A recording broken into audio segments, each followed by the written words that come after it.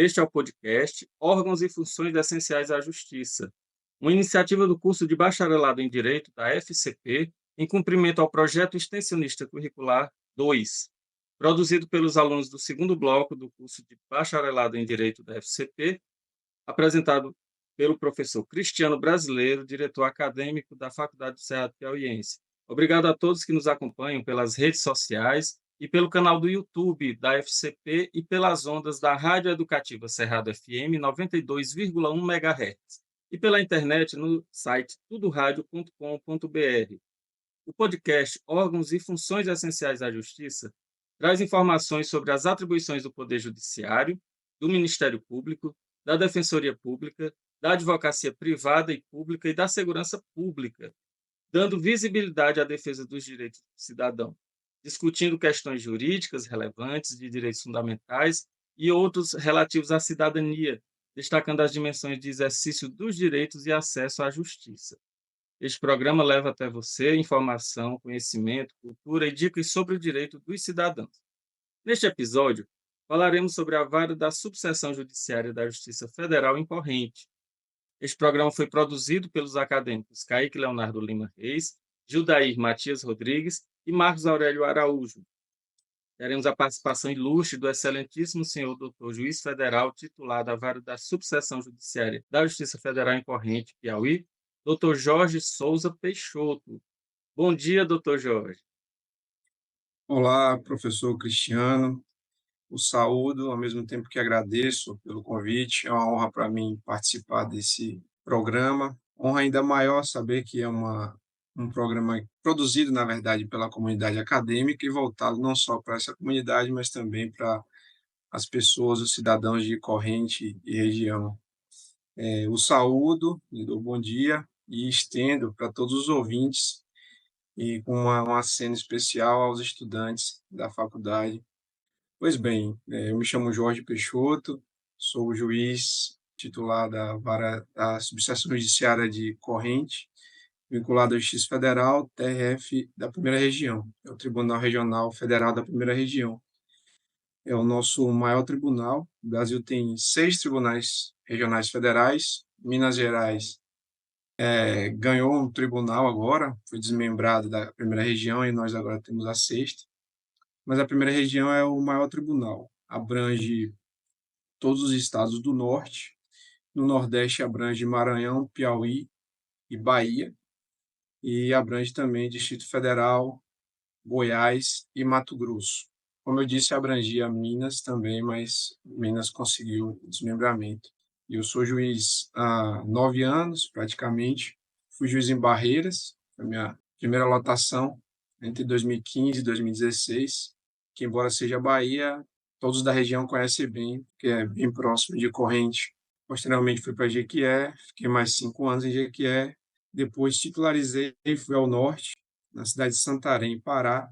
Depois de pouco mais de um ano, eu formalmente, desde abril, fui removido para a subseção judiciária de Corrente. Eu sou baiano, sou formado pela Universidade Federal da Bahia. Antes de ser juiz, logo após a minha formatura, eu passei no concurso e fui advogado da Embasa, que é a empresa de águas e esgotamento sanitário, saneamento básico da Bahia, é uma sociedade de economia mista. Fiquei um pouco mais de 2 anos na verdade, 2 anos e um mês como advogado público. Posteriormente fui aprovado no TRF da Primeira Região para o cargo de analista judiciário, no qual fiquei por 2 anos trabalhando na assessoria dos magistrados e posteriormente fui aprovado para o cargo de juiz federal, que eu me ocupo agora e imagino que ficarei até a aposentadoria. Muito bem, doutor. Esse programa, como o senhor bem disse, é voltado para a comunidade acadêmica e também para a comunidade em geral, né? Os projetos de extensão, eles buscam aproximar, né, as academias, as instituições de ensino superior da comunidade, né, que está ali na sua circunscrição. E é importante que a gente dê visibilidade para os órgãos da justiça, né, para tentar desmistificar um pouco a respeito dessa inacessibilidade que muitas vezes é pontuada, né, pelo fato de o juiz estar em um pedestal, né, como se fossem inalcançáveis e inacessíveis, quando na verdade, o juiz, está a serviço, né, dessa comunidade. Então, a gente busca dar, uma, vez e voz, né, para que o juiz, se mostre, se apresente, né, que tenha cara e a gente possa com isso, mostrar que a justiça funciona. Então, de antemão, eu queria, que o senhor falasse um pouco a respeito das atribuições da competência, né, da Justiça Federal nessa circunscrição, nessa jurisdição, para que a gente possa, mostrar um pouco sobre o trabalho que a Justiça Federal desenvolve junto à comunidade. Ótimo. A Justiça Federal, a sua competência se relaciona a ações ou situações em que há interesse federal, em que há interesse da União ou de suas autarquias, empresas públicas. Não há uma diferença em relação à localidade, a território, quando se relaciona à justiça estadual. O que eu quero dizer com isso? Justiça federal e justiça estadual possuem competência no mesmo território, porém em situações diversas. Nós, na Justiça Federal, temos jurisdição apenas em situações em que envolvam interesse federal. O grande exemplo do maior litigante que nós temos no país, que é o INSS. O INSS, como sabem, é uma autarquia, a autarquia que é uma entidade da administração pública indireta. Quem já estudou direito previdenciário já deve ter tomado contato com esse conceito, que é dado logo no início do administrativo 1, e por ser uma autarquia, federal, uma pessoa jurídica de direito público de natureza federal, ou a competência para julgar as demandas que envolvem o INSS é da Justiça Federal. No artigo 109 da Constituição está prevista, na realidade, a maior base, nós temos o maior fundamento da competência da Justiça Federal. Mas julgamos outras questões também. Posso dar o exemplo do crime de tráfico de drogas. Se o crime de tráfico de drogas é internacional, se ele envolve transpasse de fronteira, ele passa a ser um crime federal. Há um interesse federal aí. Se for um tráfico de drogas interno, dentro do país, quem se ocupa disso é a Justiça Estadual. Então, nós julgamos também demandas envolvendo a Caixa Econômica Federal, que é uma empresa pública, embora seja uma pessoa jurídica de direito privado, mas é uma empresa pública. Seu capital é completamente da União, então envolve interesse federal também. Do mesmo modo, execuções fiscais envolvendo impostos ou tributos de um modo geral federais, no caso do imposto de renda, execuções envolvendo DENIT, matéria ambiental de interesse federal, em que há, por exemplo, a autuação do IBAMA, ou ICMBio, ou órgãos federais de um modo geral. Demandas que se relacionem também a universidades, porque as universidades são entes que funcionam com autorização do MEC, notadamente mandado de segurança, ou outras entidades, a exemplo do IFEP, né, o Instituto Federal de Educação. De um modo geral, todos esses processos que envolvam esses entes são de competência nossa, da Justiça Federal, e é disso que nós nos ocupamos, e esse é o nosso dia a dia. Doutor, quanto à questão do perfil do juiz, né, para compor a magistratura, quais são as qualidades que o senhor entende que sejam mais requisitadas para o acesso a esse cargo? Veja, como para qualquer cargo que envolva uma disputa, como é o caso do concurso público, acho que, acima de tudo, é necessária a disciplina. O concurso público para a magistratura federal é um dos mais concorridos, nós sabemos, do país, e quanto maior a concorrência, maior a disciplina. As pessoas mais jovens, adolescentes, né, já têm essa noção quando se aproximam do vestibular. Quanto mais concorrido o curso, maior a disputa, maior o nível. E eu acho que são várias situações e várias atribuições que nós devemos reunir para ocupar um cargo desse. Eu acho que, sobretudo, a disciplina é importante porque o concurso de magistratura não é um concurso em que começamos a estudar quando surge o edital, né? O concurso, eu digo por mim, eu digo sempre assim, que eu estudei minha vida toda para ser juiz federal. Significa que eu passei a vida toda dentro do quarto, escuro, lendo livros? Não, pelo contrário, né? Sempre saí, sempre pratiquei muitos esportes, sempre tive uma vida normal, mas sempre estudei. Então, eu estudava na escola, estudava na faculdade e, posteriormente, obviamente, quando se aproxima a prova, nós intensificamos essa rotina de estudos. Mas eu acredito que a constância, a rotina, a disciplina, são importantíssimos, diria até mais, imprescindíveis para a aprovação no concurso desse. O meu concurso, por exemplo, o edital foi lançado em julho de 2013, primeira prova em outubro, depois segunda e terceira prova em janeiro de 2014, mais uma prova em fevereiro de 2014, posteriormente veio a fase de investigação, exames médicos, testes psicológicos, e aí mais uma prova em novembro. No final do ano, a avaliação de títulos, e minha posse foi em janeiro de 2015. Então veja que só o concurso durou mais de um ano e meio. Então, o que me fez passar, obviamente, foi o meu estudo durante o concurso, mas principalmente toda a minha bagagem já de vida, de faculdade, de preparação para a magistratura. E depois que passamos, eu pelo menos tinha a noção de que trabalharia menos do que eu trabalho agora. O cargo me surpreendeu e a cada ano esse volume de trabalho aumenta. E todas aquelas atribuições, todas aquelas, digamos, qualidades, né, que temos que reunir para passar no concurso, elas são postas à prova e têm que ser exercitadas no cotidiano, ali no dia a dia, para que possamos desempenhar bem a função. Falando nisso, há algum desafio em específico que o senhor enfrentou na carreira da magistratura ou ainda, não houve nenhuma surpresa, quer dizer, além dessa, né, do volume de trabalho, que eu acredito que deva ter sido surpreendente, mas, assim, algum desafio em específico que o senhor tem enfrentado ou enfrenta? O desafio principal é realmente a quantidade. Em corrente, por exemplo, nós, esse ano, eu até vou fazer a publicação isso, para passar para a OAB e, de um modo geral, para a sociedade, nós tivemos mais de 11 mil processos novos em 2023. A população da nossa jurisdição ela não passa de 180 mil habitantes.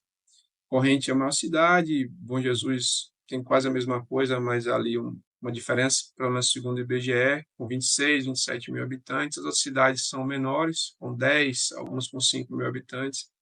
Então veja que numa jurisdição de 180 mil pessoas, nós tivemos 11 mil processos novos nesse ano. Alguns meses nós extrapolamos até a distribuição de mil processos. E com uma força de trabalho sempre limitada, né?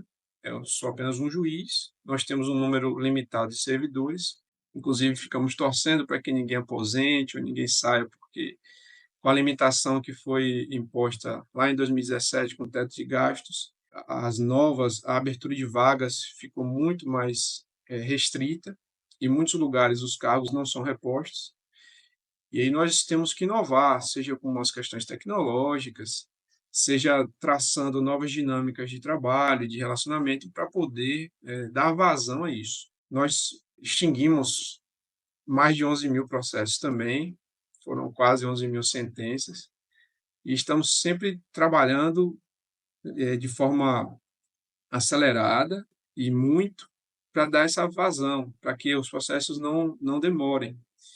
Eu gosto muito de uma famosa frase que atribuem a Rui Barbosa, que disse que a justiça tardia não é justiça, mas sim injustiça qualificada. E é exatamente isso exatamente esse o meu lema. Nós temos que dar resposta ao processo. O processo tem que acabar. Ele não pode ficar parado e a pessoa não pode ficar sem a resposta do judiciário para a demanda que ela trouxe. E, sem dúvida nenhuma, é o maior desafio que eu enfrento na justiça. Nós temos outros tantos, não é? Além de juiz, eu tenho que gerenciar a equipe, então, sou um gestor de recursos humanos. Eu gerencio também a sede, então, são questões administrativas, físicas, de localização, recursos que trazem também, demandam tempo, né? No concurso a gente não se prepara para isso, porque é um concurso jurídico, mas no dia a dia eu preciso gerir as férias dos servidores, eventuais afastamentos, descontentamentos, identificar aptidões para que consiga dimensionar cada cargo, cada servidor naquela atribuição em que ele vai render mais, em que ele vai ficar mais feliz e com um trabalho melhor. Então, enfim, são muitas. Mas a quantidade realmente eu destacaria, sem sombra de dúvidas, como o principal desafio que eu enfrento no dia a dia como juiz. E em seguida vem a complexidade das situações, não é? Nós tratamos sempre com vidas. Cada benefício previdenciário, por exemplo, que vem, na sua maior parte, são benefícios de salário mínimo, mas o que não, mesmo os que não são salário mínimo são todos verbas alimentares. Então, aquilo que eu trato dezenas e centenas por dia ou semanas, nada mais é do que a fonte de sustento de uma pessoa ou de uma família. Então, a complexidade, a sensibilidade das demandas é outro desafio que merece destaque. E, além disso, há outras demandas também sensíveis, não é? Eu destaco as demandas de medicamentos, principalmente de medicamentos de alto custo, que nós temos doenças raras e pessoas que precisam daquele medicamento, de um lado, e do outro lado o Estado, dizendo que talvez naquele caso não possa pagar, porque vai comprometer o orçamento de milhares de outras pessoas. Então, a escolha é muito sensível em que casos é que pode pagar, quem não pode, ou situações do dia a dia de servidores públicos, ou ambientais, e dos processos criminais também. São situações complexas, mas fazem parte, né? Tudo isso faz parte e eu não reclamo. Foi para isso que eu me preparei, para isso que eu me tornei juiz. Agora eu imaginava que a quantidade seria menor. Doutor, falando em tecnologia, como, os avanços tecnológicos têm impactado a magistratura, né, e a tramitação processual? Você é um juiz que está desde 2014, não é isso? Em Janeiro de exercício? 2015. Isso, 2015. Então já é da safra que já pegou o PJE, mas ainda estava na transição para dos processos físicos. E o senhor notou qual o impacto e o que foi positivo nisso tudo? Também passamos aí por uma pandemia que nos obrigou a fazer algumas adaptações. Como foi a sua experiência em relação a isso? A tecnologia, ela felizmente chegou de vez ao judiciário. O judiciário e o Estado, de um modo geral, ele sempre vem a reboque das transformações sociais, por envolver questões mais formais, uma certa burocracia, e realmente é assim que tem que ser, né? A parte criativa, a inovação, não que o Estado não deva promover, mas dificilmente o Estado conseguiria competir com a iniciativa privada, com as academias, por exemplo. E demorou, mas eu tenho convicção que, de fato, a tecnologia chegou. Eu trabalhei com processo físico, né, a vida toda. Como advogado, já trabalhava de algum modo com um processo virtual de juizado, né, da Justiça Estadual. E na Justiça Federal, o processo era todo físico.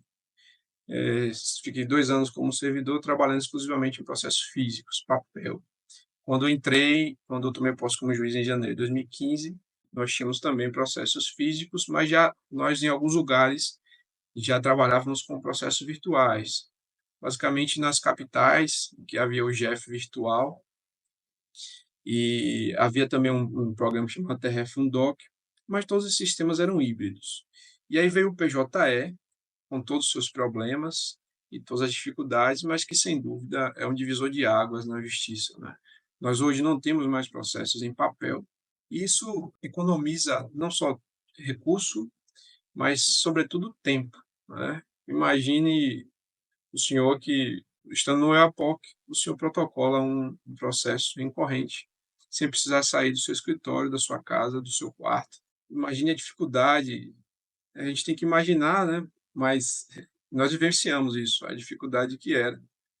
E havia serviços de correspondentes ou malotes, envios por correio, enfim, isso era impeditivo. O PJE trouxe celeridade, permitiu que a justiça, de fato, chegue em todos os lugares, basta a conexão com a internet. Permite que nós consigamos manter uma força de trabalho que, principalmente no interior, porque o curso natural do serviço, servidores, juízes, era começar no interior, em locais distantes de sua residência, pedirem remoção e irem se até chegar à capital. Então, hoje nós conseguimos segurar no interior vários servidores com teletrabalho, por exemplo, e principalmente ao cidadão, né? O cidadão consegue, com o seu advogado, de onde estiver, peticionar marcar atendimento com o magistrado, fazer audiência. Então, a justiça, com o PJE, vai até o cidadão.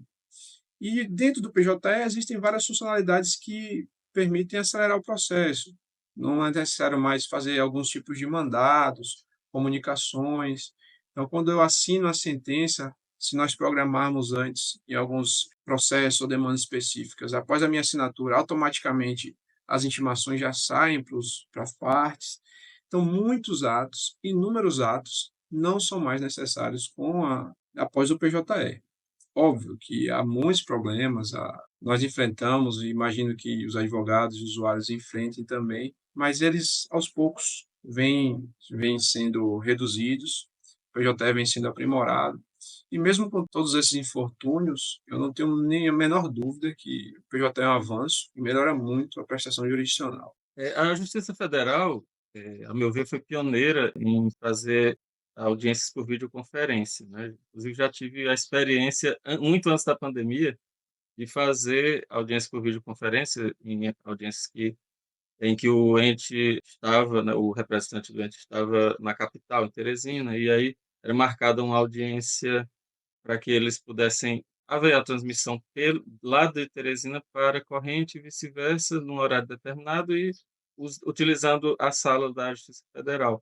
Também acredito em relação às audiências criminais, onde demandava, né, uma logística muito cara para o Estado, quando se tratava de criminosos perigosos que estavam, né, em presídios de segurança máxima e tal. E com a pandemia, a gente viu que houve rapidamente uma solução para isso através dos aplicativos de videoconferência. Conte-nos um pouco sobre a sua experiência nesse período da pandemia. É como o senhor bem disse, nós já fazíamos há muitos anos as videoconferências. Só que eram videoconferências entre órgãos públicos. Então, o juiz em corrente intimava uma pessoa que morava em São Paulo e essa pessoa, naquele horário marcado, deveria se dirigir à sala de audiências de determinada vara em São Paulo.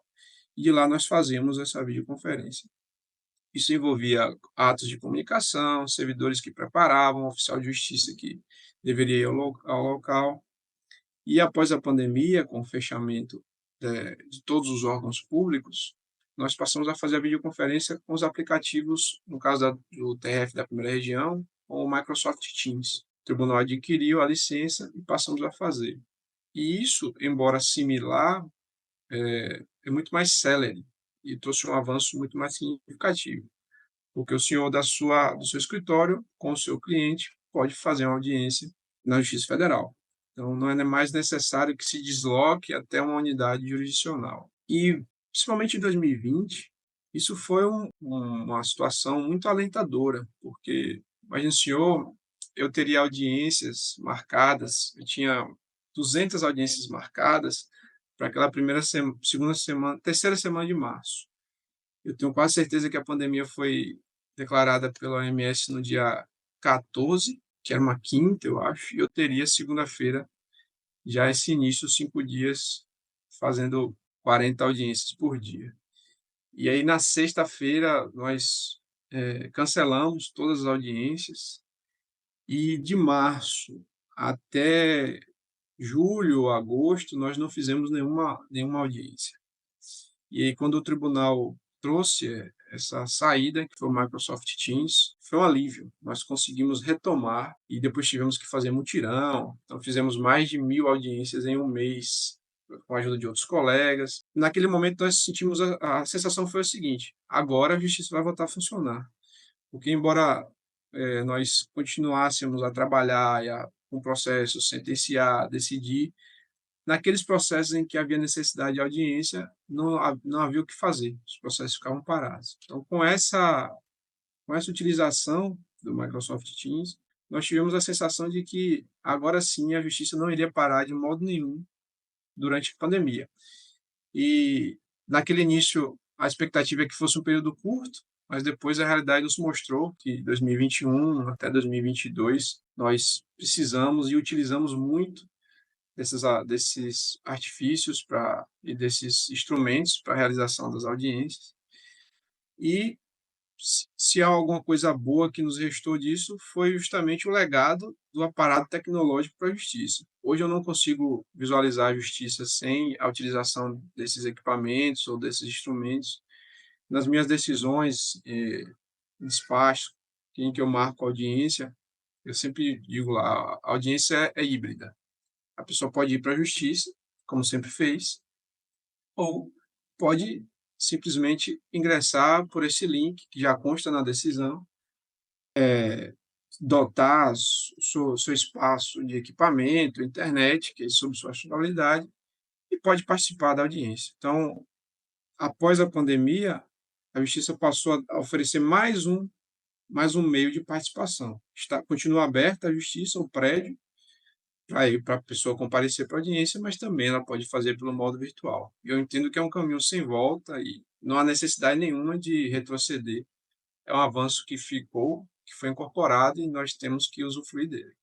Em relação ao trabalho na vara da Justiça Federal, lá, além da Justiça Comum, né, temos também o Juizado Especial Federal.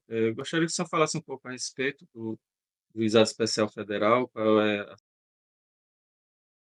Pois bem, o Juizado Especial Federal, ele foi uma criação da Lei 10.259, de 2001. Os juizados especiais haviam sido criados pela Lei 9.099, 95, mas no âmbito estadual. Posteriormente, em 2001, foram criados esses juizados especiais, que até hoje nós chamamos de juizado adjunto, que existe a vara federal e existe um juizado, que é uma vara adjunta. A questão é que hoje ela não é adjunta, ela há muito tempo, na verdade, passou a ser o principal ponto de trabalho da justiça, porque em corrente, por exemplo, nós não tivemos nem 500 processos distribuídos no ano na vara, mas nos juizados foram mais de 11.000. Então, não deixou de ser acessório, adjunto, né? De longe. E no juizado, o juizado foi criado para que demandas mais simples fossem resolvidas.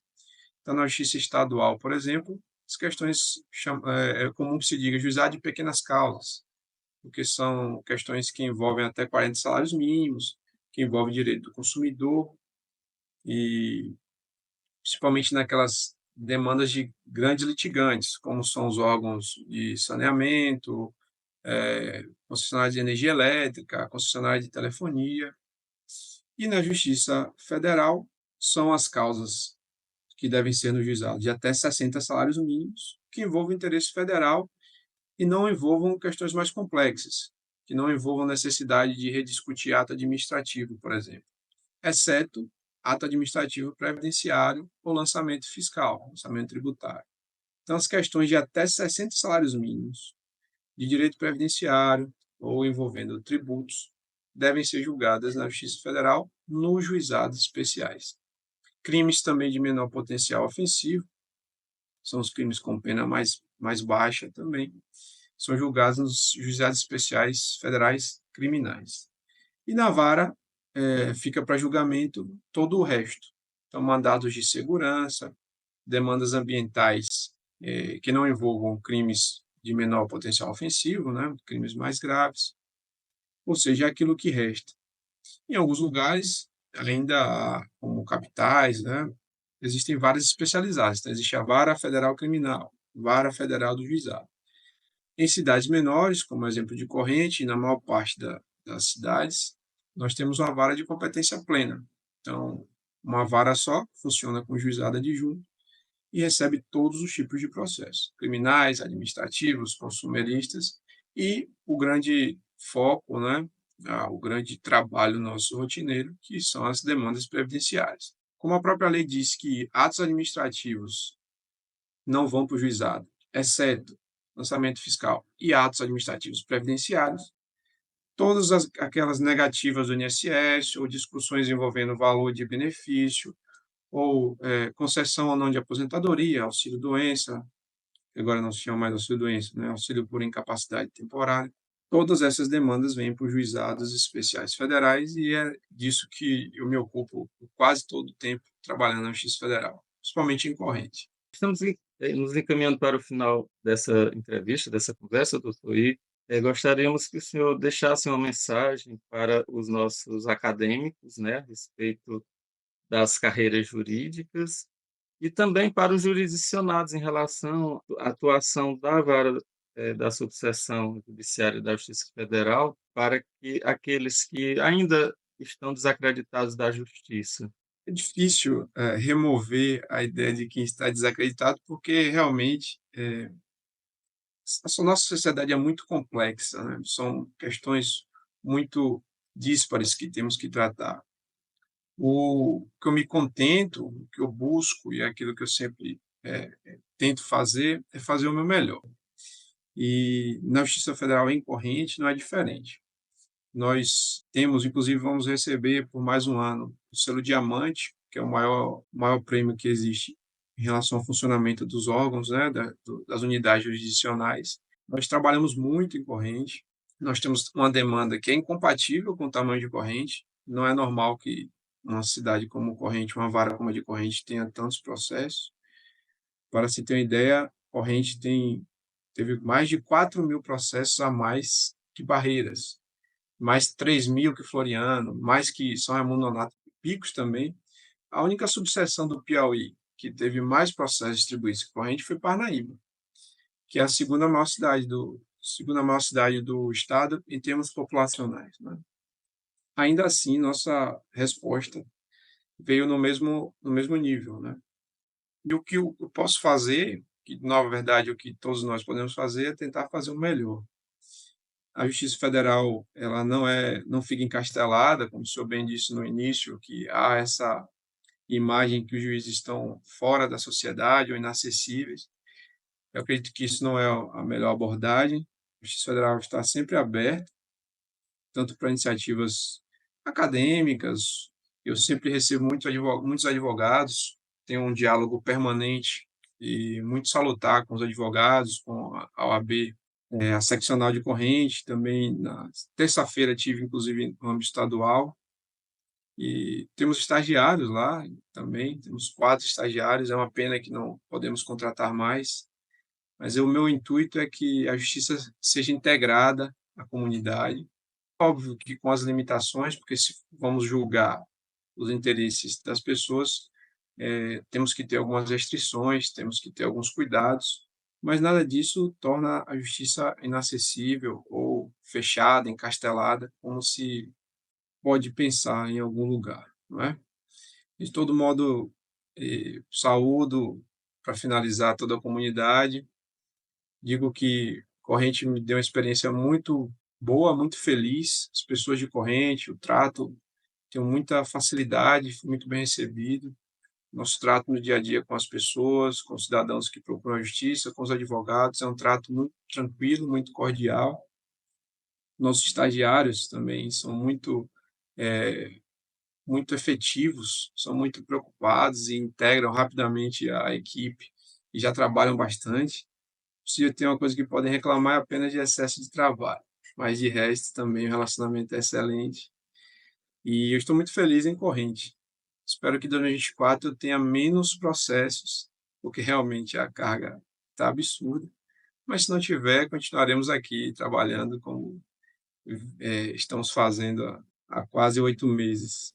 Então, gostaríamos de agradecer ao excelentíssimo senhor doutor, juiz federal, titular da vara da subseção judiciária da Justiça Federal em Corrente Piauí, doutor Jorge Souza Peixoto, pela generosidade de dispor um pouco do seu valioso tempo. Muito obrigado pela contribuição, doutor, e esperamos ter alcançado o objetivo de trazer informação e aproximar um pouco mais a sociedade das instituições. Agradecemos a todos vocês, espectadores e ouvintes, pela audiência através das redes sociais e canal do YouTube da FCP, e também pelas ondas da Rádio Educativa Cerrado FM 92,1 MHz. A vocês que nos acompanham pela internet no site www.tudoradio.com. Este programa foi produzido pelos acadêmicos do segundo bloco do curso de bacharelado em Direito da Faculdade do Cerrado Piauiense, sob a direção geral do professor Cristiano Brasileiro, professor e diretor acadêmico, e sob a supervisão da professora Carmen Passos Custódio. Nossos agradecimentos ao diretor artístico e administrativo da Rádio Educativa Cerrado FM, senhor Cândido Rodrigues, pelo empenho e pela parceria. Obrigado aos acadêmicos que nos ouviram e produziram o nosso programa, e a todos vocês que nos assistem, nos ouvem e nos acompanham. Estaremos de volta no próximo episódio e até lá.